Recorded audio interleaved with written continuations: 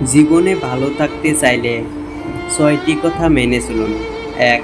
টাকা ইনকাম করতে শিখুন। ২. অতিরিক্ত মায়া ত্যাগ করুন। ৩. অতিরিক্ত আশা ছেড়ে দিন। ৪. নিজেকে ভালোবাসুন। ৫. চিন্তা করা বাদ দিয়ে হাসিখুশি থাকুন। ৬. নিজেকে সময় দিন। মানুষের নিজের বলতে কি আছে?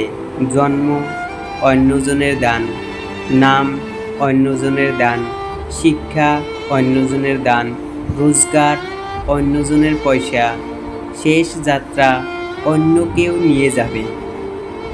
যদি ভুলেও কখনো গর্ব হয় এই ভেবে যে আমি ছাড়া পৃথিবী অচল, তাহলে দেওয়ালে টাঙানো পূর্বপুরুষদের ছবির দিকে তাকান। তারা নেই বলে কি দুনিয়া থেমে আছে? ৮৪ লক্ষ প্রাণীর বাস এই পৃথিবীতে। মানুষে শুধু রোজগার করে, বাকি প্রাণীরা কিন্তু অনাহারে মরে না। আর মানুষই একমাত্র প্রাণী যাদের পেট কখনো ভরে না। যে দেশে জুতা বিক্রি হয় এসি রুমে আর বই বিক্রি হয় রাস্তায় ফুটপাতে, সে দেশে দুর্নীতিবাজ থাকবে পাঁচতলায় আর গুণীজন থাকবে গাছতলায়। এটাই স্বাভাবিক। ৪টি বিষয়ে কখনো লজ্জা পাবেন না। ১.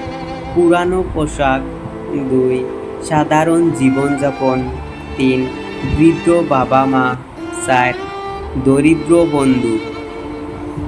যেখানে আপনার গুরুত্ব নেই সেখানে যাওয়া বন্ধ করে দিন, সেটা কারোবার বাড়ি হোক বা কারো মন। আসলে মানুষ বড়ই আজব প্রাণী। ডুবে গেলে জলকে দোষ দেয়, উজাড় পেলে পাথরকে দোষ দেয়, কর্মের দোষ ভাগ্যকে দেয়, কিন্তু নিজের ভুলটা কোনোদিন দেখতে পায় না। মাত্র ২০০ টাকা দামের পেন্ট পচে যাওয়ার আগে মানুষের শরীর পচে যায়, তারপরেও মানুষের অহংকার কমে না। রূপের অহংকার, টাকার অহংকার, কিসের এত অহংকার?